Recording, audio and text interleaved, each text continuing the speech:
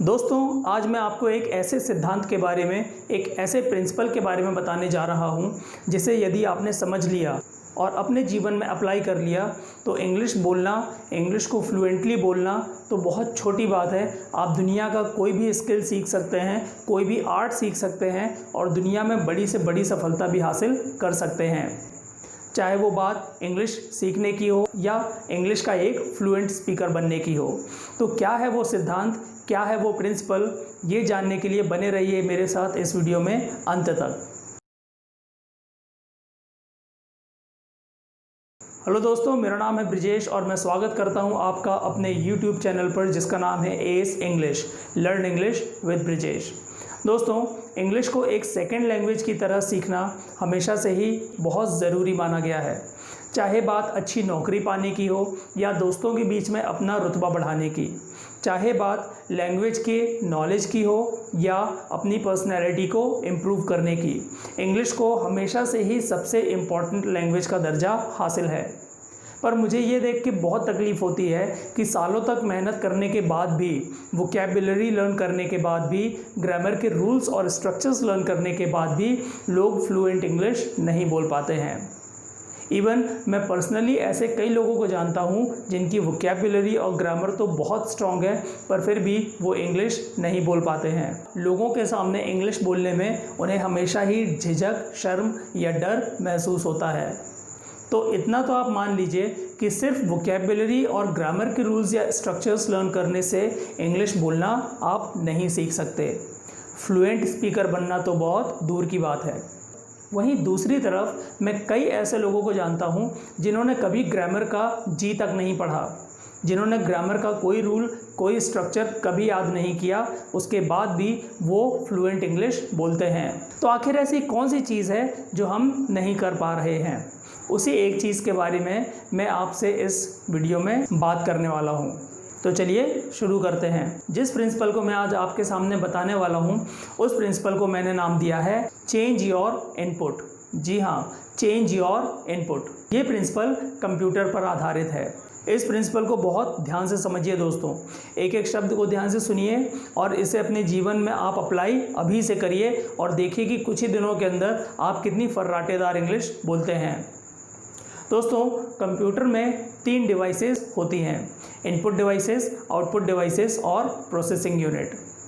Computer में input devices keyboard, mouse या scanner होते हैं। मतलब कंप्यूटर में हम जो भी इनपुट डालते हैं वो इन्हीं इनपुट डिवाइसेस की मदद से ही डालते हैं। उसके बाद कंप्यूटर का सीपीयू उस इनपुट को, जो भी हमने इंफॉर्मेशन या इनपुट कंप्यूटर में फीड किया है, उसे वो सीपीयू प्रोसेस करता है और फिर हमें रिज़ल्ट के रूप में दिखा देता है, जिसे हम आउटपुट कहते हैं। कंप्यूटर के आउटपुट डिवाइसेस क्या क्या हैं? Monitor, printer, speaker. इन्हीं आउटपुट डिवाइसेस की मदद से कंप्यूटर आउटपुट हमें दिखाता है और वो आउटपुट आधारित होते हैं उन इनपुट्स पर जो हमने पहले से ही डाले हुए होते हैं।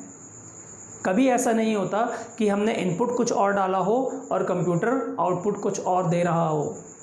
अगर हमें डिज़ायर्ड आउटपुट नहीं मिलता है तो सबसे पहले हम ये चेक करते हैं कि क्या हमने सही इनपुट डाला था, और अगर हमने सही इनपुट डाला है तो कंप्यूटर हमें आउटपुट भी सही देगा। लेकिन ये छोटी सी बात हम लैंग्वेज लर्निंग में भूल जाते हैं। जब बात इंग्लिश सीखने की आती है, जब बात कोई भी नया स्किल सीखने की आती है, तो हम ये प्रिंसिपल, कंप्यूटर का इतना इम्पॉर्टेंट और इतना ज़रूरी सिद्धांत हम भूल जाते हैं। दोस्तों, हमें जैसा आउटपुट चाहिए उसके आधार पर हमें इनपुट भी वैसा देना पड़ेगा। इतना आप मान के चलिए कि आप जो भी आउटपुट चाहते हैं आपको उसके अनुसार इनपुट देना पड़ेगा। कोई भी किसान अगर गेहूं की फसल चाहता है तो उसे इनपुट के रूप में गेहूं के बीज डालने पड़ेंगे। एक छोटी सी बात लीजिए, यदि आपको कॉफ़ी पीने का मन है लेकिन आप वो इंग्रेडिएंट्स यूज़ करते हैं जो चाय बनाने में इस्तेमाल किए जाते हैं, तो आपको क्या लगता है कि आप कॉफ़ी पी सकते हैं? जी नहीं, आपको मिलेगी चाय ही, क्योंकि आपने जो इंग्रेडिएंट्स यूज़ किए थे वो चाय के थे। अगर आपको कॉफ़ी पीना थी तो आपको कॉफ़ी के इंग्रेडिएंट्स यूज़ करने चाहिए थे। तो दोस्तों, यहाँ सिर्फ चाहने भर से आपको कॉफ़ी मिल सकती है क्या? जवाब बहुत सिंपल है, बिल्कुल नहीं। तो लैंग्वेज लर्निंग में आखिर हम ये गलती क्यों करते हैं, और यही सबसे बड़ी वो गलती है जो हमें इंग्लिश का फ्लुएंट स्पीकर बनने से रोकती है। हम सोचते हैं कि सिर्फ वोकैबुलरी लर्न करके या ग्रामर स्ट्रॉन्ग करके हम अच्छे स्पीकर बन सकते हैं। दोस्तों, ये सब भी ज़रूरी है, इनका अपना एक अलग इम्पोर्टेंस है, पर सिर्फ ये सीख करके आप इंग्लिश के फ्लुएंट स्पीकर तो कभी नहीं बन सकते। So if you want to become a fluent speaker of English, आपको इस सिद्धांत को अच्छे से समझना होगा। चलिए अब हम आते हैं लैंग्वेज लर्निंग पर, मतलब इंग्लिश सीखने पर, कि हम इंग्लिश कैसे बोलना सीख सकते हैं, कैसे हम इंग्लिश के फ्लुएंट स्पीकर बन सकते हैं। ये जो हमारी बॉडी का ऊपरी हिस्सा है, जिसे हम सर कहते हैं, ये पूरा कंप्यूटर ही है। अगर हम लैंग्वेज लर्निंग की बात करें तो हमारे इनपुट डिवाइसेस होते हैं कान और आँखें। हम लैंग्वेज में जो भी सीखते हैं, जो भी समझते हैं, वो इन्हीं दोनों इनपुट डिवाइसेस की मदद से ही समझते हैं। या तो हम किसी लैंग्वेज को पढ़ते हैं या हम किसी लैंग्वेज को सुनते हैं, और इन्हीं दोनों माध्यमों से, इन्हीं दोनों इनपुट डिवाइसेस से, कान और आँख, इन दोनों इनपुट डिवाइसेस से जो भी इंफॉर्मेशन हमारे दिमाग में जाती है वो हमारे दिमाग में स्टोर होती जाती है। इसी तरह अगर हम आउटपुट डिवाइस की बात करें तो लैंग्वेज के मामले में हमारे आउटपुट डिवाइस हैं हमारा मुंह और हमारे हाथ। हम किसी भी भाषा को या तो बोलकर एक्सप्रेस करते हैं या लिखकर। अब आप यहाँ पर एक बात सोचिए कि आपको आउटपुट क्या चाहिए। आपको आउटपुट चाहिए इंग्लिश में, पर क्या आपने कभी ये गौर किया है कि आपका इनपुट क्या है? आप 24 घंटे कौन सी लैंग्वेज सुन रहे हैं, आप 24 घंटे कौन सी लैंग्वेज देख रहे हैं, आप 24 घंटे कौन सी लैंग्वेज पढ़ रहे हैं। सिर्फ इच्छा कर लेने से या विश कर लेने से हमारी डिज़ायर पूरी नहीं होती। अभी एक बहुत छोटा सा एग्जाम्पल मैंने आपके सामने रखा, चाय और कॉफ़ी वाला। सिर्फ कॉफ़ी पीने की इच्छा कर लेने से ही आपको कॉफ़ी नहीं मिलेगी। अगर आपको कॉफ़ी चाहिए तो आपको कॉफ़ी के ingredients milk, sugar, coffee powder इस्तेमाल करने होंगे। अगर आप बनाते वक्त चाय पत्ती और शक्कर, अदरक इस तरह के इंग्रेडिएंट्स यूज़ करते हैं तो आपको कॉफ़ी कभी नहीं मिलेगी।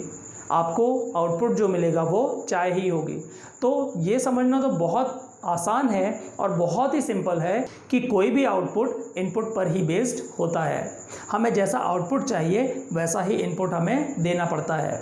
अब यहाँ पर एक चीज़ आप और समझिए कि जो हमारा ब्रेन होता है वो एक प्रोसेसिंग यूनिट की तरह ही होता है, और हमारा प्रोसेसिंग यूनिट उसी तरह से प्रोसेस करता है, उसी इंफॉर्मेशन को प्रोसेस करता है जो उसके अंदर पड़ी हुई होती है। और लैंग्वेज के मामले में हम जो भी इंफॉर्मेशन लेते हैं वो हम अपने कानों से और अपनी आँखों से ही लेते हैं।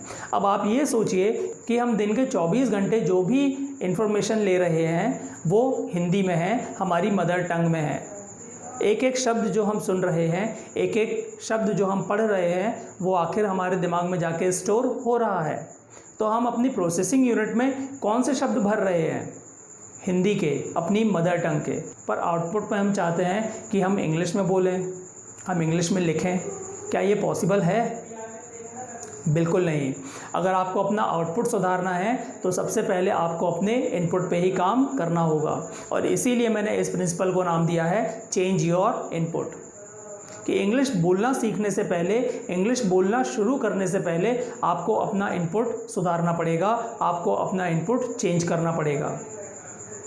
आप प्रॉमिस करिए अपने आप से कि आप जो भी मूवी देखेंगे वो इंग्लिश में होगी, आप जो भी सीरियल देखेंगे वो इंग्लिश में होगा, आप जो भी न्यूज़ चैनल देखेंगे वो इंग्लिश में होगा। आप अपने आप से अभी ये प्रॉमिस करिए कि आप जो भी पढ़ेंगे वो इंग्लिश में ही होगा, चाहे वो कोई बुक होगी या मैगज़ीन होगी या कोई कॉमिक्स होगी या कोई न्यूज़पेपर होगा।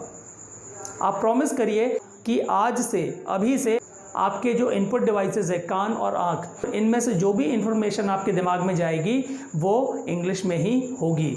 आप सरप्राइज हो जाएंगे ये देखकर कि कुछ दिनों के बाद अपने आप आपकी इंग्लिश इम्प्रूव हो जाएगी। आपको बहुत ज़्यादा स्ट्रगल करने की, बहुत ज़्यादा मेहनत करने की ज़रूरत नहीं पड़ेगी, क्योंकि अल्टीमेटली ह्यूमन ब्रेन उसी इंफॉर्मेशन को प्रोसेस करता है जो उसके अंदर होती है। तो जब आप धीरे धीरे अपने ब्रेन में इंग्लिश के शब्द डालना, इंग्लिश के सेंटेंसेस डालना शुरू करेंगे तो कुछ दिनों के बाद आप देखेंगे कि आपको आउटपुट भी वैसा मिलना शुरू हो जाएगा। बिना बहुत ज़्यादा मेहनत के आप इंग्लिश बहुत ही फ्लुएंटली बोल पाएंगे, आप इंग्लिश लिख पाएंगे। तो दोस्तों ये सिद्धांत आप आज से और अभी से अपने ऊपर अप्लाई करिए। चेंज योर इनपुट, और आप देखिए कि कैसे आपका आउटपुट भी चेंज होता है। जो भी रिज़ल्ट आपको चाहिए उससे पहले आप इस चीज़ को देखें कि आपका इनपुट सही है या नहीं। आपका इनपुट सही होना बहुत ज़रूरी है। मुझे पूरी उम्मीद है कि आपको ये छोटा सा प्रिंसिपल समझ में ज़रूर आ गया होगा और आप आज से अभी से ही इस प्रिंसिपल को अप्लाई करना शुरू कर देंगे। वीडियो को अंत तक देखने के लिए धन्यवाद। यदि आप मेरे वीडियो पहली बार देख रहे हैं तो आप मेरे चैनल को सब्सक्राइब कर लीजिए और बेल आइकन ज़रूर हिट कर लीजिए। इंग्लिश के दूसरे टॉपिक से जुड़े हुए वीडियोज़ की लिंक आपको सब्सक्रिप्शन बॉक्स में मिल जाएगी। Thank you.